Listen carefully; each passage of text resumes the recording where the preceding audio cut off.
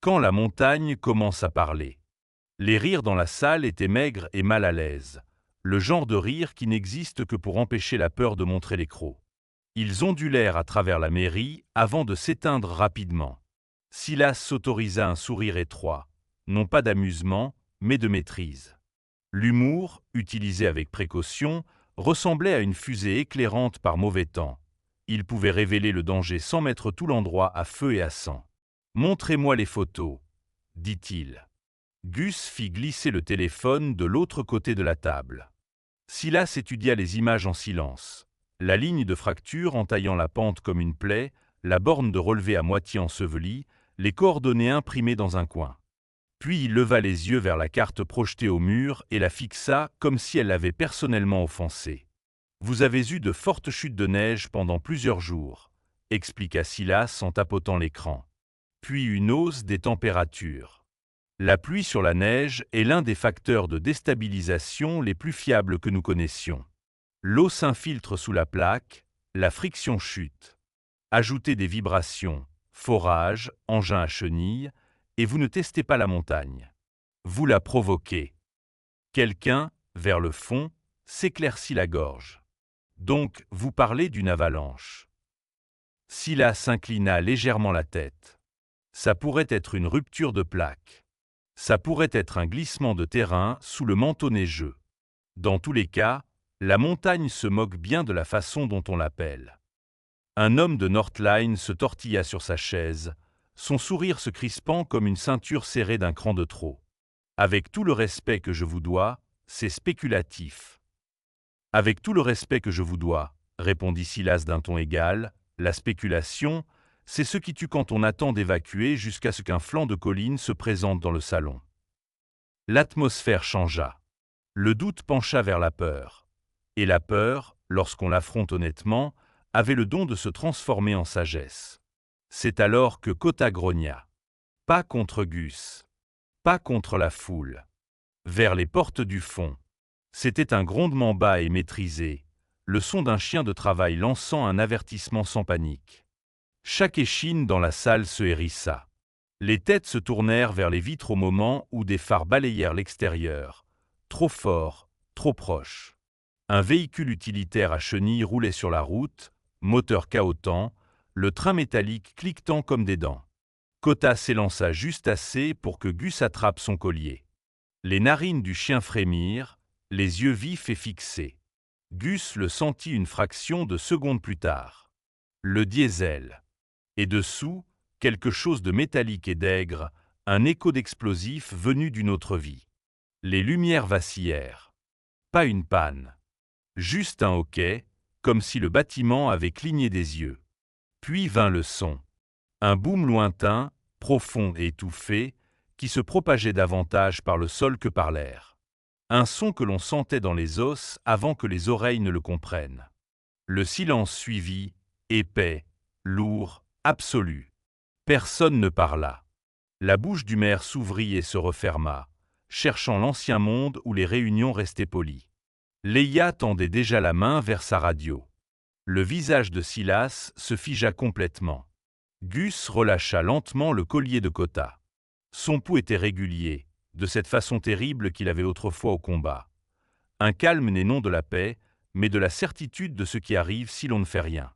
Ça, dit Gus à voix basse, c'est la montagne qui répond. Le maire se leva, sa voix se débarrassant de la politique pour trouver l'acier. Gestion des urgences.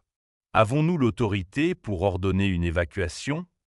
La radio de Leia grésilla, tandis qu'elle parlait vite et avec précision.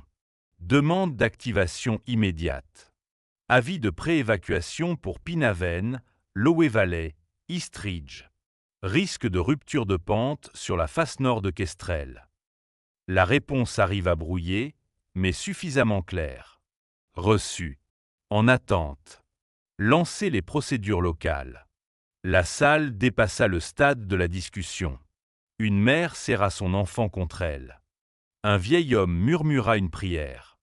Quelqu'un chuchota « Mes chats » et une autre voix répondit avec un humour tendu « Prenez les chats » et prenez aussi l'attitude. Même Gus sentit le coin de sa bouche tressaillir. Pas de joie, juste ce petit soulagement humain de ne pas être seul. Les tâches furent réparties.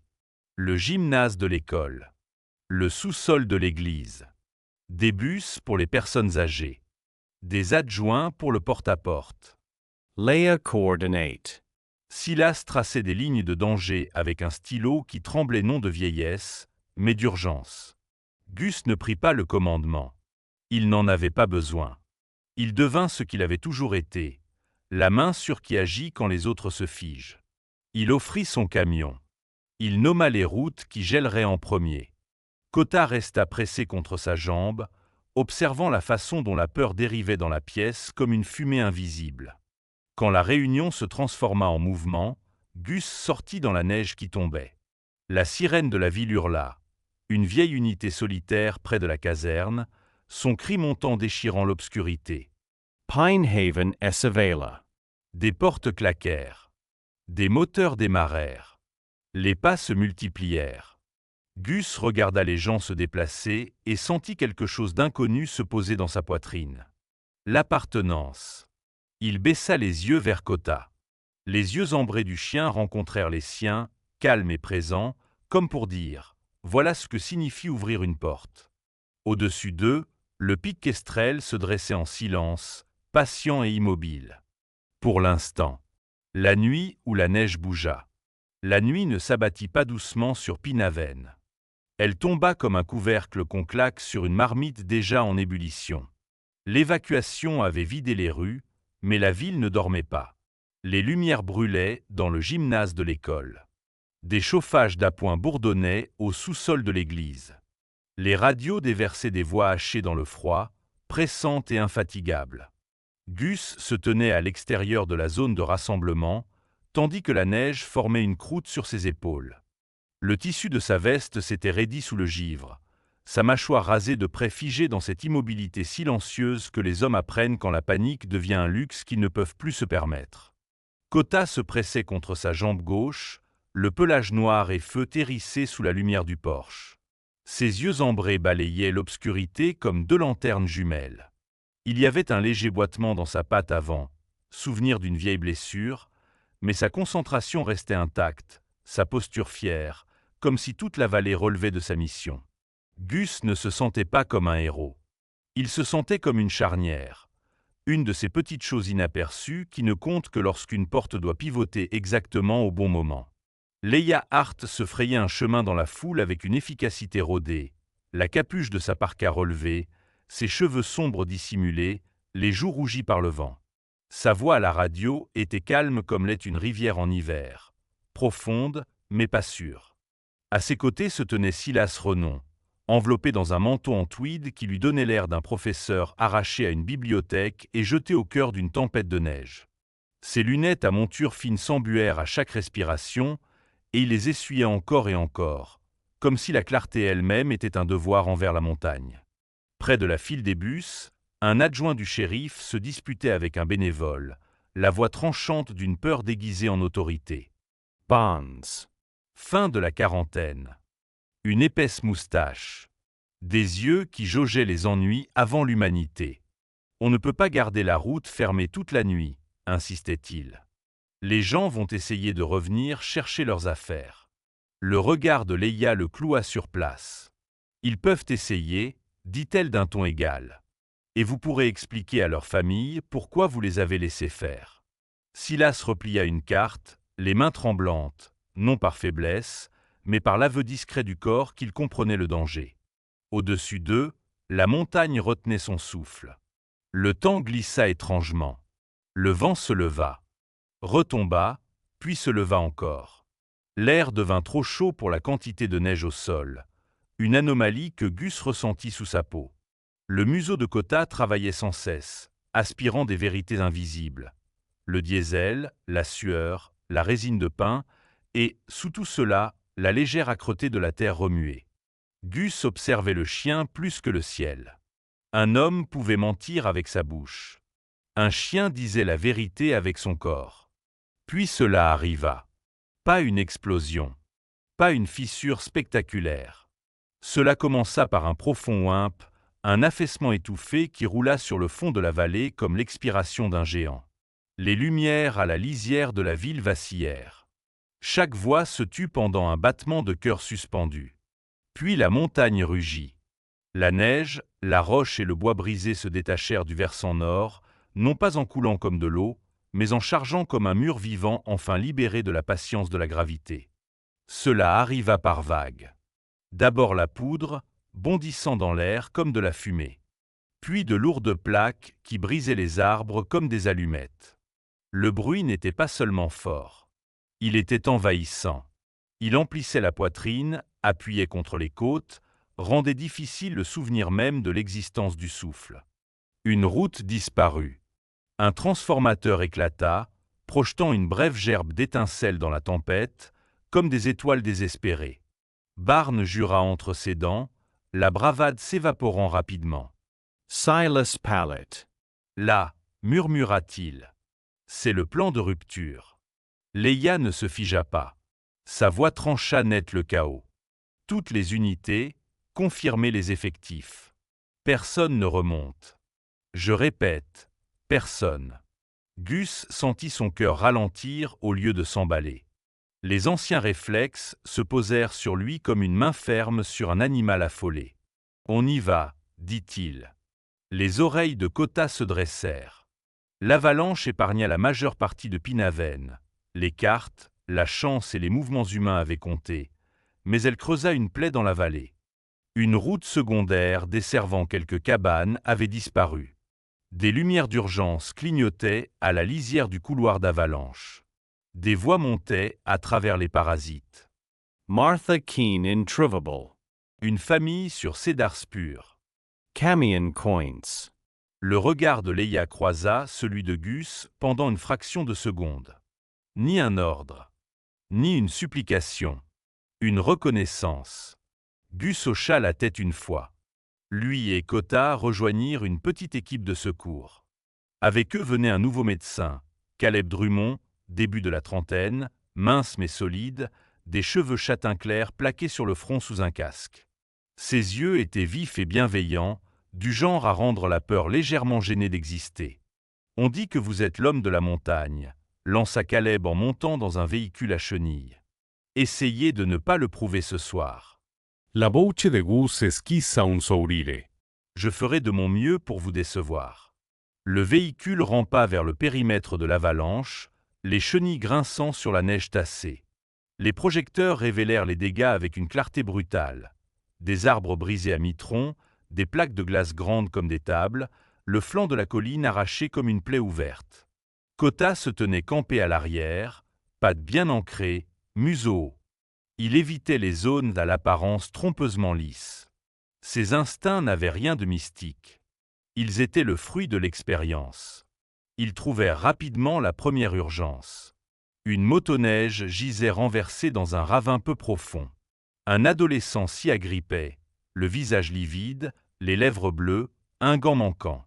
Léo Jensen, balbutia-t-il. Mon grand-père, il est là-bas. Kota tira fortement vers la droite. Ils trouvèrent le vieil homme coincé sous la neige et une branche tombée, vivant, tremblant, furieux de sa propre impuissance. Ils travaillèrent avec précaution, le libérant sans réveiller à nouveau le versant. Quand ils l'enveloppèrent dans une couverture isotherme, elle crépita comme du papier dans une église. « Je pensais que c'était fini pour moi », murmura-t-il. « Beaucoup de gens le pensent », répondit Gus doucement. « La montagne n'est pas toujours d'accord. » Ils repartirent. À Cedar Spur, la route était devenue un piège. Un camion était à moitié enfoncé, les phares obstinément allumés. À l'intérieur se trouvait une mère, un père et une petite fille emmitouflée dans des manteaux trop grands pour elle. Kota fit le tour du côté aval et s'immobilisa net. Un aboiement sec. Gus le vit. Une fine fissure se propageait dans le manteau neigeux comme une couture qu'on tire. Sortes. Maintenant. Le père hésita. Gus s'approcha, la voix d'acier. Bougez. Si vous voulez que votre fille grandisse, vous bougez. Ils sauvèrent les personnes. Pas le camion. L'hiver réclamait toujours son dû. Sur le chemin du retour, Kota se jeta vers un banc de neige et se mit à creuser, vite, frénétiquement. Gus s'agenouilla, le cœur serré. Un petit chien blanc et feu était coincé dans une cavité, respirant à peine. L'étiquette du collier indiquait « Pipe ». Gus souleva le petit corps contre sa veste. Kota se pressa contre eux, offrant sa chaleur sans qu'on la lui demande. De retour au gymnase, une petite femme farouche d'une 60aine d'années fendit la foule et prit le chien de ses mains tremblantes. La colère de Martha King se dissipa insoulignement. « Je n'aurais pas dû revenir, murmura-t-elle. Eh bien, dit Gus d'un ton sec, tâchons de ne pas en faire une habitude. La montagne s'apaisa. Pour le moment. Et la nuit, ayant pris ce qu'elle voulait, desserra enfin son emprise. La porte restait ouverte. La tempête était passée, mais Pinaven emportait encore la mémoire dans chaque flaque gelée et chaque branche chargée de neige. Gus empruntait le sentier étroit menant à sa cabane, Kota trottant à ses côtés, les pattes crissant sur la neige durcie. L'air sentait le pin, le diesel des véhicules de secours et quelque chose de faiblement métallique, les vestiges de la violence de l'avalanche. Devant la cabane, la lumière du porche pendait comme une petite lune, givrée mais constante. Le souffle de Gus embuait l'air lorsqu'il atteignit la porte. Elle s'ouvrit en grinçant, plus lentement qu'à l'ordinaire, mais sans résistance. À l'intérieur, la cabane exhalait une légère odeur de paille et de pain. Les braises du petit poêle étaient froides. Pas de corps, pas de panique, pas de traces de violence, seulement des empreintes. 4 minuscules séries, et une grande, s'éloignant vers la forêt, droite et déterminée. Gus les suivit du regard. La louve avait quitté la cabane avec ses petits avant que la montagne ne s'effondre, les déplaçant comme le font les êtres sauvages. En silence, par instinct, sans cérémonie. Il ne se sentit pas abandonné. Il se sentit honoré. Kota renifla les traces, s'arrêta un instant puis leva les yeux vers Gus, les oreilles dressées. « Bon choix », murmura Gus. Pas pour la louve. Pas seulement pour le chien, mais pour la chaîne de décision qu'il avait transformée, lui qui observait la vie de loin, en quelqu'un qui en faisait partie. La porte de la cabane resta ouverte derrière eux, non parce qu'elle le devait, mais parce qu'elle le pouvait. Parce qu'elle était un seuil qui pourrait un jour abriter quelqu'un en danger, offrir de la chaleur ou laisser place à la miséricorde. Gus cloua près du sentier un petit panneau en bois. Refuge Kestrel, aide d'urgence hivernale. Des lettres simples, sans prétention. Un lieu pour survivre. Une chance. Cette nuit-là, Kota s'allongea sur les marches du porche à ses côtés, les oreilles attentives à l'obscurité de la forêt. Non par peur, mais par vigilance. La montagne était silencieuse et le silence avait changé. Moins une solitude, davantage une invitation. Gus fixa l'obscurité là où les traces de la louve avaient disparu, une étrange chaleur se déposant dans sa poitrine. Ni joie, ni fierté, mais quelque chose de plus lourd. La responsabilité. Le lien. La compréhension qu'ouvrir une porte, au sens propre ou figuré, était une forme de courage, parfois invisible, parfois inaperçue. Quelque part au fond de lui, il se souvint de la règle des marines qu'il avait portée pendant des années. Ne jamais laisser des vies derrière soi quand on peut les porter à travers la tempête. Cette règle n'avait pas seulement sauvé des gens cette nuit-là. Elle l'avait sauvé de l'isolement qu'il portait comme une armure. Parfois, les miracles ne sont ni aveuglants ni cinématographiques. Parfois, ils sont simples. Une porte laissée ouverte, une main sûre, un compagnon fidèle, et la petite chance silencieuse de choisir la vie plutôt que la peur. Gus expira. La montagne dormait, la forêt retenait son souffle, et, lors de la 3e nuit de l'hiver, il comprit ce que pouvait signifier ouvrir une porte. Kota le poussa doucement du museau, et Gus sourit à son fidèle compagnon. D'autres tempêtes viendraient, mais la porte resterait ouverte.